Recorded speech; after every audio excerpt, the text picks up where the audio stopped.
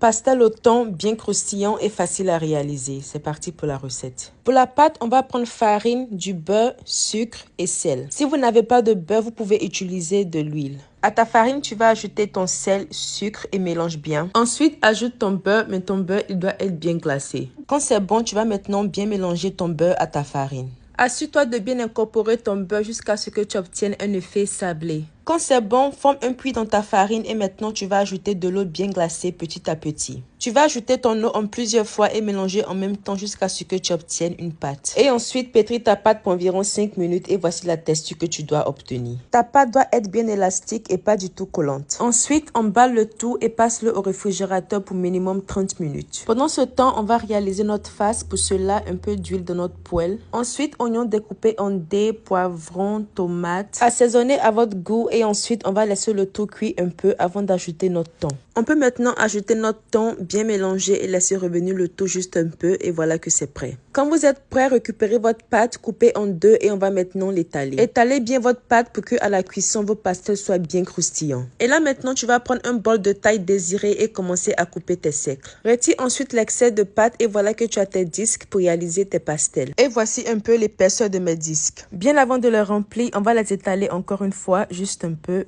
Et voici ma face qui a bien refroidi. Remplissez votre pâte avec la quantité de farce désirée, bien serrée et à l'aide d'une fourchette, refermez les bordures. Voici un peu ce que vous allez obtenir. Voilà que nous avons terminé, on passe maintenant à la cuisson. Pour la cuisson, tu vas mettre de l'huile au feu et quand ton huile est chaude, commence à griller tes pastels. La cuisson va se faire à feu moyen jusqu'à ce que tes pastels deviennent bien croustillants. Et n'oublie pas de les retourner de temps en temps. Quand vous constatez qu'ils sont bien dorés et bien croustillants, retirez-les. Et voilà que nous avons terminé, on adore. L'apparition des petites bulles sur vos pastels veut dire que vous avez fait un bon travail, des pastels bien croustillants. Et les voici encore de plus près, impeccables. Écoutez de vous-même.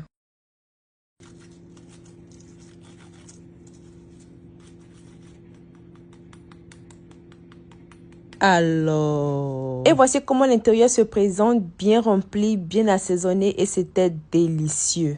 Parfait. J'ai réalisé aussi au fromage et à la confiture comme idée d'essai et c'était amazing. Very good. Sur ce, abonne-toi, partage la vidéo et moi je te dis à plus pour de nouveaux délices. Bye guys.